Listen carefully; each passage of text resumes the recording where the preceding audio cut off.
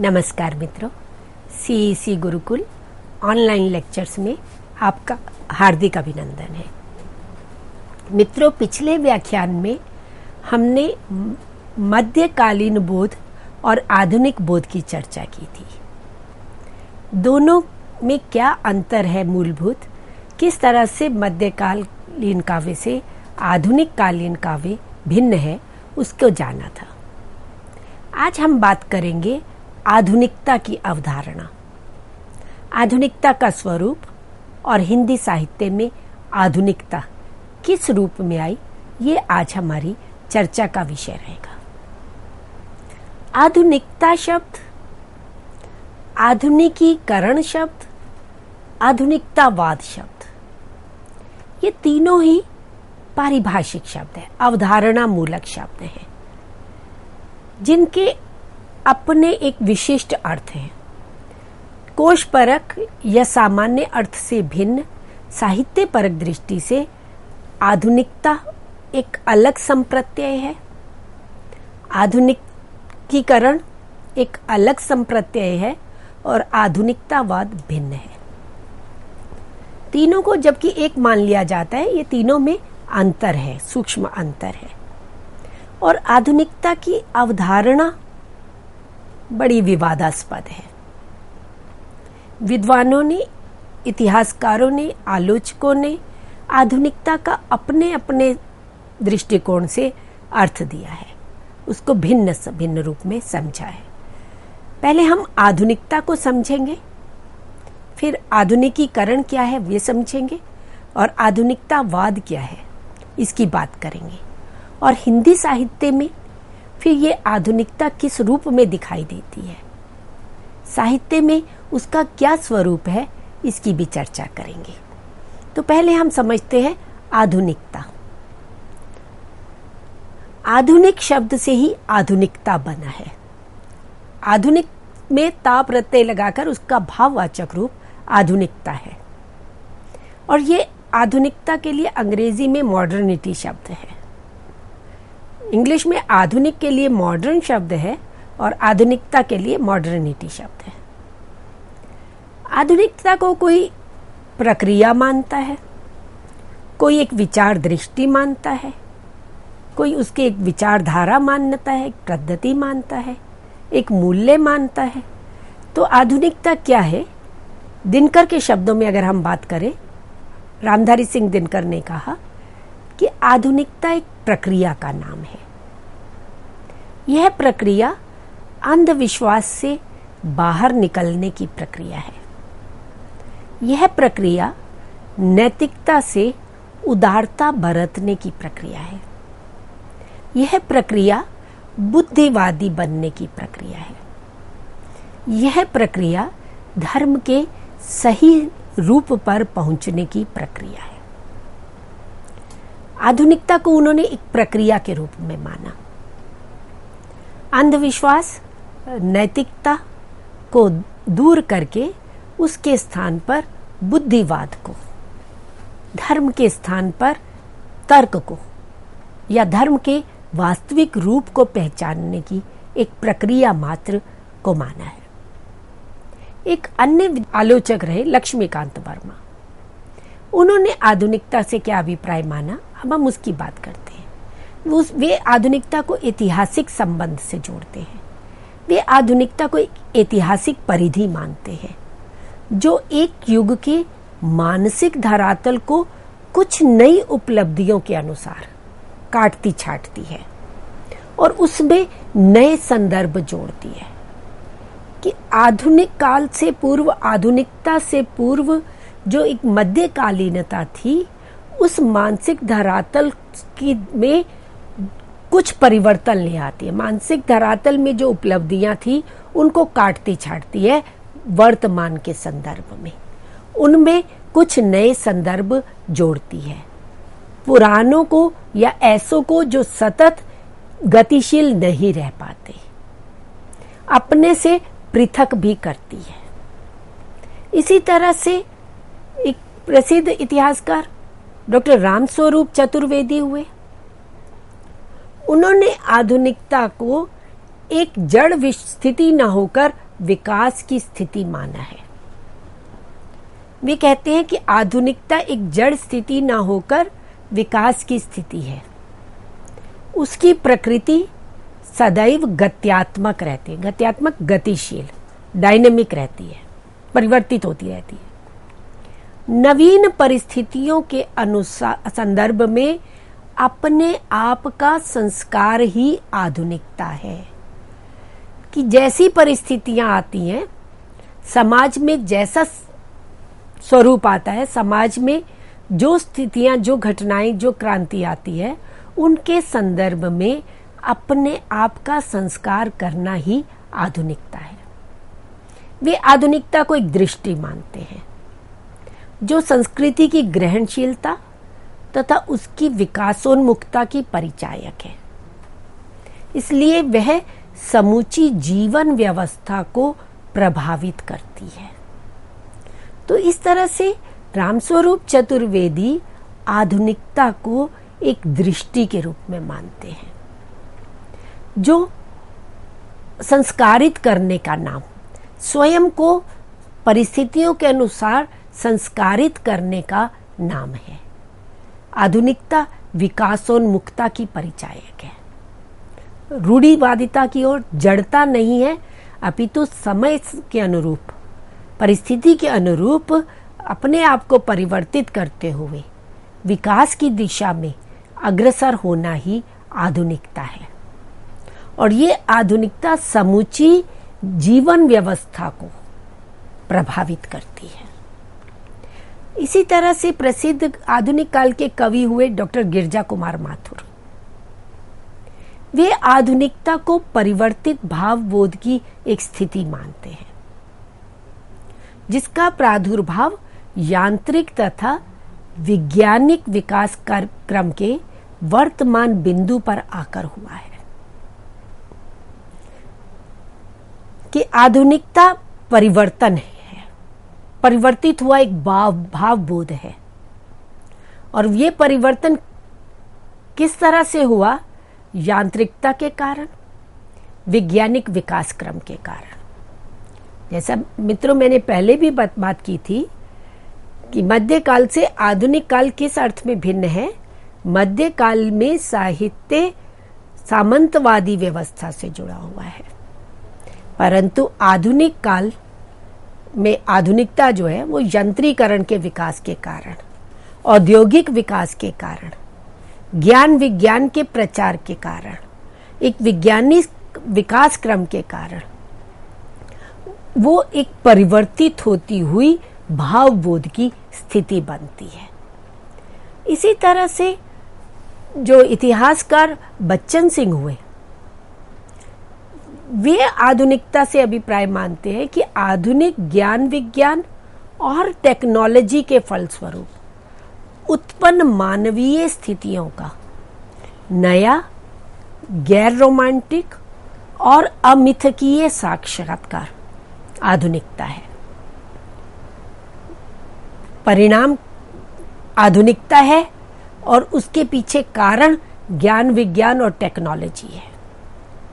आधुनिक ज्ञान विज्ञान और टेक्नोलॉजी कारण है और उसका परिणाम आधुनिकता है। वो और ये आधुनिकता किस रूप में है? गैर रोमांटिक, अमिथकीय और मानवीय स्थितियों को एक नया रूप लेकर के, एक नई दृष्टि को लेकर के प्रस्तुत होती है। तो इन विभिन्न विद्वानों के द्वारा, आलोचकों के द्वारा, समीक्षकों के द्वारा जो आधुनिकता को परिभाषित किया गया, उसके आधार पर यदि हम निष्कर्ष रूप में कहें तो आधुनिकता एक दृष्टि है, आधुनिकता एक विचारधारा है जो व्यक्ति को अधिक जागरूक एवं मानवीय दृष्टिकोण से जीने का सही मार्ग प्रदर्शित करती है। आधुनिकता एक मूल्य है जो तार्किकता पर आधारित है, जो रूढ़ि पर ना होकर के, परंपरा पर आधारित ना होकर के तर्क शक्ति पर आधारित है। प्रत्येक विषय पर तर्क को आधार बनाया जाता है। इसी तरह से आधुनिकता एक क्रियाशील सृजनात्मक चेतना है। सर्जना की दृष्टि से हम देखते हैं, रचना धर्मिता की दृष्टि से देखते हैं तो आधुनिकता एक क्रियाशील सृजनात्मक चेतना है। आधुनिकता एक गतिशील प्रक्रिया है जो तर्क, परीक्षण और विवेक पर आधारित है, जो अंधविश्वास पर आधारित नहीं है, जो परंपरा पर आधारित नहीं है। जो परंपरा से प्राप्त हुआ है उसको तर्क की कसौटी पर, उसकी परीक्षा करके और अपने विवेक के आधार पर, अपनी बौद्धिकता के आधार पर उसका परीक्षण करके और फिर उसको स्वीकृति देना या अस्वीकृति देना, ये आधुनिकता है। और इसी तरह से आधुनिकीकरण और आधुनिकतावाद, अब हम इन दो शब्दों को समझें। पहले हम देखते हैं कि आधुनिकीकरण क्या है, मॉडर्नाइजेशन क्या है, इस अवधारणा का अर्थ का क्या है। आधुनिकीकरण या मॉडर्नाइजेशन एक समन्वित, बहुआयामी, विस्तृत और जटिल प्रक्रिया है जो परंपरा की विरोधी है तथा जिसमें औद्योगिकीकरण, नगरीकरण, धर्मनिरपेक्षता, लौकिकता, स्वतंत्रता तथा विवेक का समावेश होता है। ये आधुनिकीकरण है जो कैसी है, मल्टी डायमेंशनल है, बहुआयामी है और एक सरल प्रक्रिया नहीं है, एक जटिल प्रक्रिया के रूप में आती है। और ये मॉडर्नाइजेशन, ये आधुनिकीकरण परंपरा का पूर्णतया विरोध करती है। और किस पर बल है? औद्योगिकीकरण पर, नगरीकरण पर, धर्म निरपेक्षता। इससे पूर्व जो मध्यकालीन काव्य, जो धर्म सापेक्ष काव्य रहा, जो आस्था और विश्वास से जुड़ा हुआ काव्य रहा, पूरा समाज एक आस्था और विश्वास को लेकर चलता है, वहीं आधुनिकीकरण धर्म निरपेक्षता की ओर बढ़ता है। पारलौकिकता की अपेक्षा यह लौकिकता की बात करता है, स्वतंत्रता का, विवेक का पक्षधर है। तो ये आधुनिकीकरण है। और आधुनिकीकरण जटिल प्रक्रिया है जिसमें उन सभी परिवर्तनों को शामिल किया जा सकता है जो सामाजिक, राजनीतिक, सांस्कृतिक, वैचारिक, धार्मिक पक्षों से संबंध है। समाज में जो परिवर्तन आए, राजनीति के क्षेत्र में जो परिवर्तन आया, संस्कृति में जो परिवर्तन आया, वैचारिक स्तर पर जो परिवर्तन आया और धर्म के क्षेत्र को लेकर के जो परिवर्तन आया, वे सब आधुनिकीकरण की एक प्रक्रिया है। समाज में जाति व्यवस्था के जो बंधन थे वे मुक्त हुए। शिक्षा का अधिकार जो वर्ग विशेष तक सीमित था, उसके द्वार सबके लिए खुले। राजनीति के स्तर पर जो एक सामंतवादी व्यवस्था थी, उसका स्थान उपनिवेशवाद और साम्राज्यवाद ने लिया। और संस्कृति में परिवर्तन आया। भारतीय संस्कृति जो एक पारंपरिक वैदिक संस्कृति के एक नैतिकता मूलक विचारधारा को लेकर चल रही थी, अब पश्चिमी संस्कृति के प्रभाव स्वरूप, ज्ञान विज्ञान के प्रभाव स्वरूप एक जो परिवर्तन आया, तो सांस्कृतिक संक्रमण की स्थिति आई, एक नई संस्कृति का जन्म हुआ। विचार के स्तर पर अनेक नवीन विचारधाराएं आई। जैसे विज्ञान के स्तर पर हमने देखा डार्विन की थ्योरी, जैविक वंशोत्पत्ति की। इसी तरह कार्ल मार्क्स की थ्योरी आई, जिसने धर्म को एक अफीम माना, जिसने ईश्वर की सत्ता को नकार दिया। जो प्रत्यक्ष है, जो सामने दिखाई दे रहा है, वही सत्य है। इसी तरह से नीत्शे आए, उन्होंने तो गॉड इज डेड, ईश्वर तो मर चुका है, तो ईश्वर के ऊपर प्रश्न चिन्ह लगाया गया, ईश्वर की सत्ता को नकारा गया। और इहलौकिकता, भौतिकतावाद बढ़ा, धार्मिक पक्ष में ये परिवर्तन आया। तो ये आधुनिकीकरण के कारण हुआ। और आधुनिकतावाद जो है, जैसे साहित्य के क्षेत्र में आधुनिकतावाद शब्द आता है, प्रगतिवाद, प्रयोगवाद, उसी का नाम आधुनिकतावाद है, जो अस्तित्व दर्शन से प्रभावित रहा, अस्तित्ववादी दर्शन से प्रभावित रहा। तो साहित्य में आधुनिकतावाद जो अस्तित्ववादी दर्शन से प्रभावित रहा, प्रयोगवाद को ही अस्तित्ववादी दर्शन से प्रभावित कहा जाता है और उसे ही आधुनिकतावाद का नाम दिया गया। तो ये आधुनिकता को, आधुनिकीकरण को और आधुनिकतावाद को, तीनों को हमने स्पष्ट किया। तीनों में सूक्ष्म अंतर है। आधुनिकीकरण के कारण ही आधुनिकता आई और या आधुनिकता का ही परिणाम आधुनिकीकरण था। अब हम देखते हैं कि आधुनिकता के घटक तत्व कौन से हैं, कौन से मूल तत्व हैं जो आधुनिकता के परिचायक है, जो आधुनिकता के मूल केंद्र में है। उसमें सबसे पहले वैज्ञानिक बुद्धिवाद। आस्था और विश्वास का स्थान अब बुद्धि लेती है, बौद्धिकतावाद ने लिया। हर बात को तार्किक दृष्टि से, तर्क की कसौटी पर कसा जाने लगा। धर्म निरपेक्षता, धर्म का स्थान नहीं रहा, उसका स्थान धर्म निरपेक्षता ने ले लिया। और प्रगति की अवधारणा, समाज में, संसार में हो रहे परिवर्तनों के अनुरूप समाज भी प्रगति करे, तो इस प्रगति की अवधारणा को लेकर के आधुनिकता आगे बढ़ती है। इसका एक और मूल घटक है मानवीयता। मानव के सुख दुख को उसमें महत्व दिया गया। और राजतंत्रीकरण की अपेक्षा जनतंत्रीकरण, जनतंत्र को इसमें महत्व दिया गया।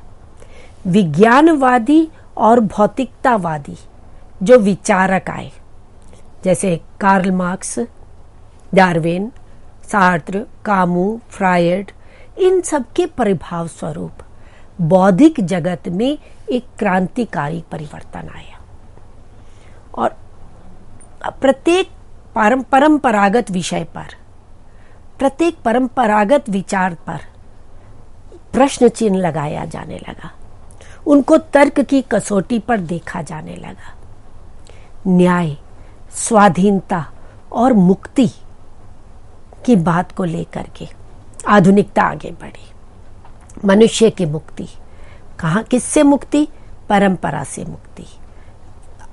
किससे मुक्ति? रूढ़ विचारों से, रूढ़ियों से मुक्ति और स्वत्व की खोज, व्यक्ति को अपने व्यक्तित्व की खोज, स्वचेतना जागृत होने की, ये आधुनिकता के मूल तत्व रहे। और आधुनिकीकरण का फिर परिणाम क्या हुआ? जो प्रगति की बात की गई, परंपराओं का खंडन किया गया, जिसमें जो परंपरा से हमारा वैदिक एक जो शिक्षा थी, वैदिक ज्ञान विज्ञान था, उसकी स्थान पर पश्चिमी सभ्यता के पीछे, पश्चिमी विचारकों के विचारों के पीछे जब आधुनिकता बढ़ने लगी, तो उस आधुनिकीकरण का जो भौतिकतावाद को बल देने लगी, जो बौद्धिकतावाद की ओर बढ़ने लगी, उसका परिणाम क्या हुआ? उसका परिणाम समाज में, साहित्य में, दोनों में हमें दिखाई देता है। मूल्यों में ह्रास हुआ। किस रूप में? आधुनिकता से पूर्व समाज में ईश्वर केंद्र में था और परलोक की बात थी, और जिसके कारण एक भय, मनुष्य के मन में एक भय थी था, और उस भय के कारण वो नैतिकता का पालन करता था, समाज के अनुशासन का पालन करता था। पर आधुनिकता आने से उन नैतिक मूल्यों का ह्रास हुआ। अब मनुष्य अपने आप को स्वतंत्र नहीं, स्वच्छंद मानने लगा। जो पहले परिवार, एक संयुक्त परिवार की प्रथा थी, अब वो एकल परिवार की ओर बढ़ा और मनुष्य व्यक्ति में एकाकीपन, अजनबीपन का भाव बढ़ने लगा। तनाव, संत्रास, अलगाव की स्थिति पैदा होने लगी। उसके मन में मृत्यु का भय अधिक आने लगा। वे अपने आप को अकेला अनुभव करने लगा। भौतिकतावाद की वृद्धि हुई तो भौतिकतावाद के बढ़ने से बौद्धिकता बढ़ी। मनुष्य का एक अधिक पैसा कमाने का, अधिक से अधिक अमीर होने का एक ये भावना बढ़ने लगी और नैतिकता का स्थान उपयोगिता ने ले लिया। तो उपयोगिता का जन्म हुआ। तो ये आधुनिकीकरण का परिणाम रहा। और इस आधुनिकीकरण के परिणाम को डॉक्टर बच्चन सिंह अभिव्यक्त करते हैं कि व्यक्ति या तो व्यवस्था का पुर्जा हो गया या प्रविधि का। उसका अपना व्यक्तित्व और उसकी अपनी पहचान कहीं खो गई। इस खोए हुए व्यक्तित्व की खोज प्रक्रिया का नाम आधुनिकता है। वे उसको आधुनिकता मानते हैं कि आधुनिकीकरण के कारण जो मनुष्य अपने व्यक्तित्व को खो बैठा, अपनी पहचान को खो बैठा और जो अकेलेपन का, अजनबीपन का और संत्रास का, तनाव का शिकार हो गया, तो उसमें वे अपने व्यक्तित्व की खोज करने के लिए, और ये खोज प्रक्रिया का नाम ही आधुनिकता है। और कृष्ण बिहारी मिश्र इसके विषय में कहते हैं, इस आधुनिकता का परिणाम बताते हुए कहते हैं कि आधुनिकता भारतीय नव जागरण की सबसे बड़ी उपलब्धि है। आधुनिकता एक वैज्ञानिक दृष्टिकोण है जो पूर्व और पश्चिम के बीच सांस्कृतिक सेतु बना। आधुनिकता ने हमारे अंदर एक ऐसी चेतना उत्पन्न की जिससे पश्चिमी जगत को अधिक से अधिक जानने, समझने के लिए हम उत्सुक हो गए।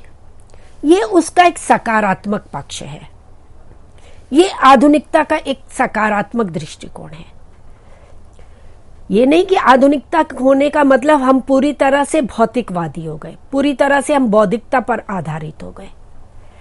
नवीन दृष्टिकोण था। पूर्व और पश्चिम के बीच एक सांस्कृतिक सेतु के रूप में आधुनिकता आई। एक नवीन चेतना विकसित हुई और हमने संसार को, विश्व को अधिक से अधिक जानने की, उनको समझने की कोशिश की, उसका प्रयास किया। और आधुनिकता ने जहां एक ओर स्वचेतना का बोध जगाया, वहीं दूसरी ओर पश्चिमी जगत के प्रति जिज्ञासा तथा वैज्ञानिक आलोक से मानवीय धरातल के विभिन्न स्तरों को भी उजागर किया। तो इस तरह से आधुनिकता एक और हमें नवीन विषयों से जोड़ती है, नवीन संदर्भों से जोड़ती है, वहीं उसके कारण उसके कुछ दुष्परिणाम भी हुए, कुछ उसके कारण नैतिक मूल्यों का ह्रास भी हुआ। अब हम देखते हैं कि हिंदी साहित्य में आधुनिकता का प्रवेश कब से हुआ। आधुनिक काल तो 19वीं शताब्दी से भारतेंदु युग से प्रारंभ हो गया। भारतेंदु युग को और द्विवेदी युग को हम नव जागरण का प्रारंभ चरण मानते हैं और उसका विकास आगे हमें छायावाद में दिखाई देता है और उसके पश्चात प्रगतिवाद और प्रयोगवाद जब शुरू है, तो 1960 के पश्चात जो है वो साहित्य में इस नवीन आधुनिकता का प्रवेश माना जाता है। साहित्यिक क्षेत्र में अनिर्णयात्मकता, आक्रामकता, विडंबना, यौन विकृति, प्रजातंत्र की खोज, अजनबीपन, उपेक्षा का भाव, ये सारे विषय रचनाओं के मुख्य स्वर रहे। इन सब विषयों पर कविता की, गद्य रचनाओं की रचना की गई। चाहे हम कहानियां देखें, उपन्यास देखें, कविता देखें, शिल्प के स्तर पर भी परिवर्तन है और वर्ण्य विषय के स्तर पर भी। शिल्प के स्तर पर छंदबद्ध से मुक्ति हुई, कविता जो है एक सहज अभिव्यक्ति के रूप में आई, गद्य की नवीन विधाओं का विकास हुआ और साहित्य में पारिवारिक द्वंद्व, मनुष्य के बीच में जो एक अजनबीपन का भाव था, अपने आप को वो एक उपेक्षित अनुभव करता था। और जो यौन विकृति, फ्रायड के मनोविज्ञान के प्रभाव के कारण यौन विकृतियों का वर्णन जो है वो साहित्य के विषय बना। प्रजातंत्र की खोज ये साहित्य का विषय बना। मुख्य रूप से जब हम आधुनिकता की बात करते हैं तो वे हमें अज्ञेय के साहित्य में, मुक्ति बोध के साहित्य में दिखाई। मुक्ति बोध की अंधेरे में कविता देखिए आप, अज्ञेय की असाध्य वीणा देखिए, एक बूंद सहसा उछली में एक व्यक्तित्व की तलाश, अपने स्वत्व की तलाश दिखाई देती है। राजकमल चौधरी की हम मुक्ति प्रसंग कथावती को देखते हैं, श्रीकांत वर्मा की मगध, माया दर्पण, जलसाघर इनको देखते हैं, या जगदीश चंद्र की इतिहास कविता को, धूमिल का काव्य संग्रह संसद से सड़क तक, कल सुनना मुझे, सुदामा पांडे का जन्म, प्रजातंत्र, लीलाधर जगूड़ी का नाटक जगूड़ी जारी है। इस तरह से कविता के क्षेत्र में आधुनिकता में नवीन विषय एक वैयक्तिकता को लेकर के प्रस्तुत हुए हैं। तो इस तरह से मित्रों, आज हमने आधुनिकता को, आधुनिकीकरण को और आधुनिकतावाद को समझा, उसका क्या परिणाम हुआ और साहित्य में वे किस रूप में आया, इस पर चर्चा की है। धन्यवाद।